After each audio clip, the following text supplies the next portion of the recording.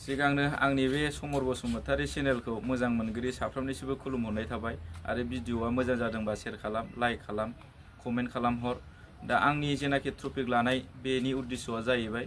जेनाखि इउपिपिएल नि मोगा-मोगि मोसा-मोसि जेननाय आरो माखासे एनडिबिखौ थगायनाय बिनि सायावसो फंनैसो खेंफोरथि होनांगौ होननानै आङो आवगायदों। मानो होनबा ओरैबायदि जादों बेयावहाय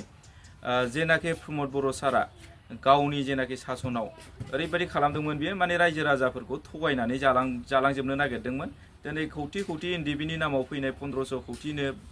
बेफोरबायदिखौबो बिथाङा थगायनानै जादोंमोन आरो लोगोसे जेनाखि जोंनि बिटिसि ओनसोलाव जोंहा माने रोंगौथि खम हिसाबै ओरैबायदि माने स्टुडेन्टफोरखौ बिथाङा थुलुंगा होनांगौसोमोन, नाथाय बिथाङा स्टुडेन्टफोरखौ मा खालामदों स्कलारशिपनि नामाव सौफैनाय जेनाखि 152 खौथि नामा बेखौबो बिथाङा थगायनानै जादों। दा बेखायनो रायजो राजाफ्रा बिथांनो माने भटखौ होआखै आरो भट होआखै, देरहाहोआखै, फेजेनहरबाय। दा बेखायनो आङो बुंनो नागिरदों जाय पार्टिया मोजां मावगोन, जाय पार्टिया जेन'बा रायजो राजाफोरखौ अनो, जाय पार्टिया माने रायजो राजाफोरनि बेमार जा माबा मोनसे प्रब्लेमाव जेंनायाव गोग्लैनाय बेफोरखौ माबा खालामो माने हेफाजाब होयो, बिथांमोनखौसो रायजो राजाफ्रा सायख'यो। दा बे हिसाबैनो प्रमद बर'नि जेनाखि रायजो सासन खालामनो नागिरनाय, राजा सासन खालामनो नागिरनायफोरबायदि बेखौ मोजां मोनाखै। दा बेखायनो इउपिपिएल दोलोखौ फेजेनहरबाय। दा इउपिपिएल दोलोआ मालाबाबो सिखारनो रोंनाय नंला, आङो सिगां बुंबाय थाखादों। बिथांमोनहा एबारनि फैगोन समाव मोनसे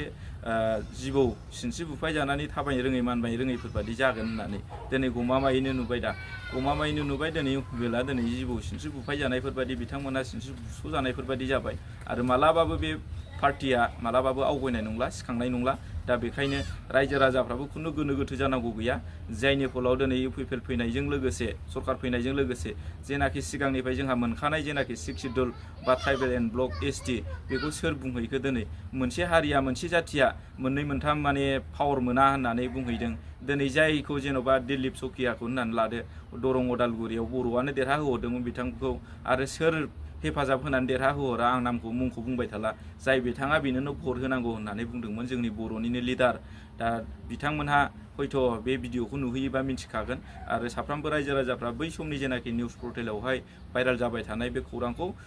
बयबो रायजो राजाफ्रा नुबानो बेखौ मिन्थिखागोन। ओंखायनो आं नाम मेनसन खालामथ'ला। दा बे हिसाबैनो दिनै दुखुनांथाव बाथ्राया बेल'नो, मोनसे खोथाया जाहैबाय गावनि जेनाखि सिफ जाबाय थानांगौ होननानै लिरनाय दंमोन नामानो दिल्लीयाव एग्रिमेन्ट 15 बोसोर ना बेसेबांबा। दा बेखौ लानानैनो एनडिबिनि फाउन्डार जेनाखि रन्जन दैमारि सारखौ बिथाङा बख'वालासिनो दोननाया बिसोर अयनाय जादों। दा दिनैनि दिनाव गावनि एग्रिमेन्टआ बहा थांखो, दिनैनि दिनाव गावनो देरहाखो ना दिनैनि दिनाव गावनो सिफ जाखो ना दिनैनि दिनाव गावनो मोनजाखो। दिनै मानव गेदेर जोंनि एनडिबिनि फाउन्डार रन्जन दैमारि सारखौसो ओरैनो फाजि फोनांबाय आरो एनडिबिनि जेसेबांनाखि सोद्रोमा दङ केसनिफ्राय लानानै दिनै गासैखौबो बिथाङा दिन्दां फादां खालामलांजोब्बाय। बिथांनि माबाया अयनाय जादों। गावनि पावाराव थानाय समाव, गावनि सरकाराव थानाय समावनो बिथाङा निस्सय मावफुंनांगौमोन। दिनै बिथाङा मावफुंनो हायालासिनो गासिबो सोद्रोमाफोरखौ खस्थ' होलांजोब्बाय, दुखु होलांजोब्बाय, न'खराव साख्रि होनो होनबाय, बेफोरखौबो थगायबाय। दिनै गामि दरसेयावबो सासेबो साख्रि होनो हायासै, दिनै प्राइमारि मोनसेयावबो सासेबो होनो हायासै। गामि दरसेयाव गामियाव न'खरसेयाव सासेखौ दोनथ'बावमोन, गामि दरसेयाव सासे होयोबाबो बिथांखौ गोजोननाय मोनगौमोन रायजो राजाफ्रा, हयथ' निस्सय बिथांनो भटखौ थुगौमोन। दिनै सासे सानै कय-एकजन होलाबायदों फरेस्टआव, बिसोरथ' गावसिनि जेनाखि गावसिनि जाथि खुरमा बा फिसा फिसौखौसो होदों। दिनै बेखायनो जोङो बुंनो थाङो राजा सासनफोरबायदि बिथाङा खालामदोंमोन, जायनि फलाव राजा सासनाव ओरैबायदि दङ माने राजानि फोलेर बिथांमोनहाल' मोनो होननायफोरबायदि। दिनै बिथांमोनाव सोरबा माबा मोनसे खैफोदाव गोग्लै, माबा मोनसे बिपदाव गोग्लै ओरैबायदि माने रावखौबो सहाय होआमोन, थाङो बिथांमोननाव खुनु रायज्लायदेरामोन, खुनु सोमोन्दो होआमोन, खुनु सनमान होआमोन। प्रमद बर'खौ लोगो हमनो थां, मानो थां, ओरैबायदिमोन बिथांखौ लोगो हमनो थाङोब्लाबो माने रायजो राजाफ्रा गेटनि बाहेरायावनो थाबाय थानाङोमोन आरो बिथांजों जेनाखि साखाथि फाखाथि खारफाग्रा बिथांमोनहाबो मानो फैदोंमोन, मानो मादोंमोन बेफोरनि मोनसे रायज्लायनाय गैया, सोंनाय फिननाय गैया। बे रोखोमाव माने बिथाङा खामानिखौ मावदोंमोन। दा बे हिसाबै बिथांखौ साफ्रोमबो जोंनि बे बिटिसि ओनसोलनि रायजो राजाफ्रा मोजां मोनाखै आरो साफ्रोमबो बिटिसि ओनसोलनि जेनाखि सुबुंफ्रा भटार्सफ्रा दिनै गावनि जेनाखि मोनखानाय पावारखौ रावबो खोमानानै लानो गोसो जायाखै। दिनै गावनि मोनखानाय पावारखौ रावबो हरफिननो गोसो जायाखै। दा बे हिसाबैनो दिनै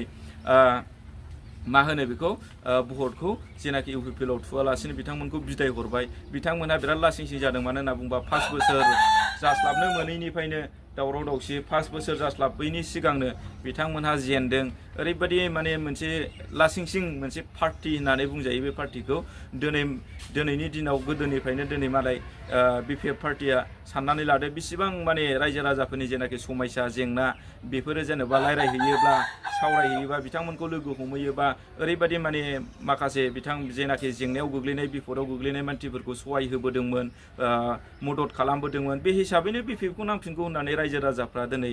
बिपिएफ पार्टीनो भटखौ होनानै देरहासार खालामदों आरो लोगोसे ओरैबायदि जेन'बा बिथांमोनहा जेनाखि फैगोन 100आव 50%खौल' गावसोरनि सलिनो लानानै 50%खौनो माने रायजो राजाफोरनो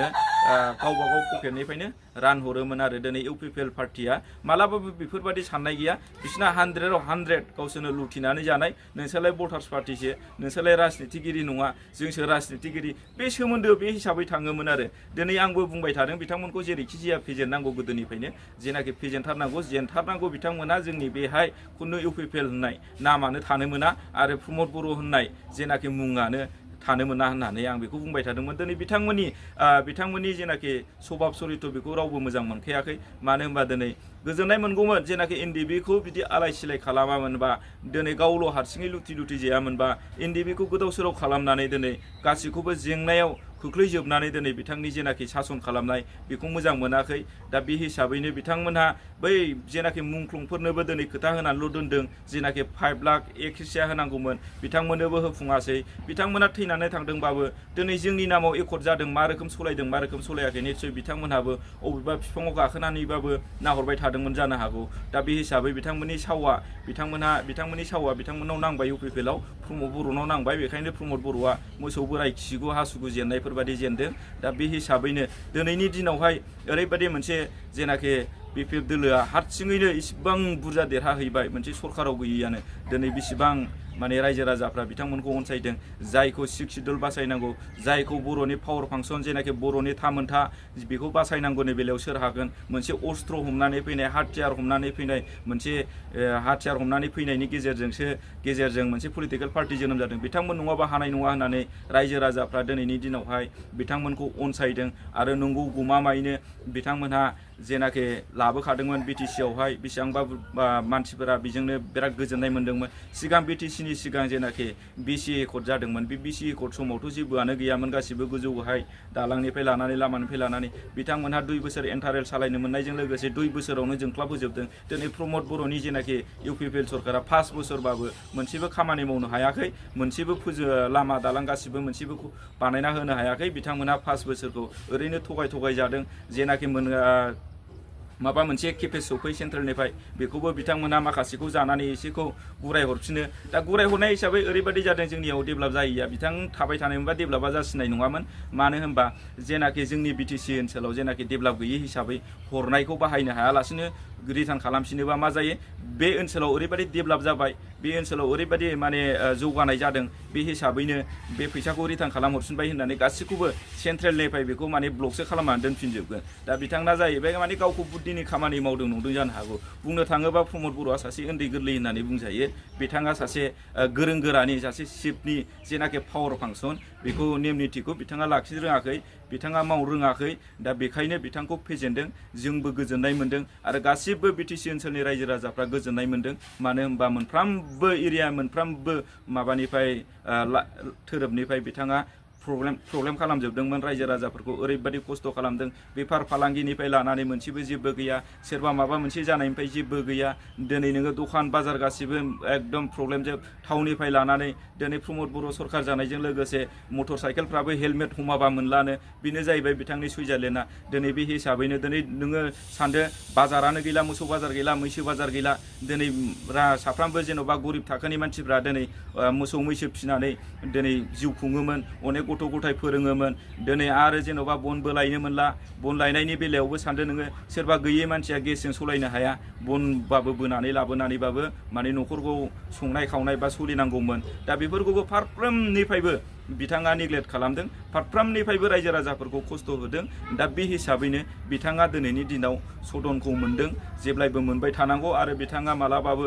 देरहासार जानो हानाय नंला आरो BPF खौ फेजेननांगौआ मालाबाबो थान नंला बेखायनो बयबो रायजो राजाफ्रा सुख शान्ति गोजोनै सान्ति खौसेयै दिनै BPF खौ मदद होजोबबावदो आरो MLA फ्रावबो जाहाथे देरहाबावनानै बिनि जेनाखि पावार आरो बिनि जेनाखि फांसन बेखौ आरो बारायदेरबावनो हायो MLA आवहाय MLA आव जेसेबांनाखि जोंनि BTC ओनसोलाव जोंनि बे बर' जाथिनि बर'नि राजनितिक दोलोनिफ्रायनो देरहालाङोबा दिनै BPF निफ्राय देरहालाङोबा हयथ' मन्थ्रियाबो गिदिरसिन जाहैगोन आरो पावाराबो डिमान्डआबो बारा जायो दा बेखायनो फैबाय थानाय जेनाखि MLA इलेक्सन नैबे 2026 सनावहाय जानो गोनां बेयावहाय बयबो साफ्रोमबो BTC हालामनि ओनसोलनि रायजो राजाफ्रा BPF आवनो भट थुजोबो आरो प्रमद बर' होननायखौ मालाबाबो गोसोखांनो नांला।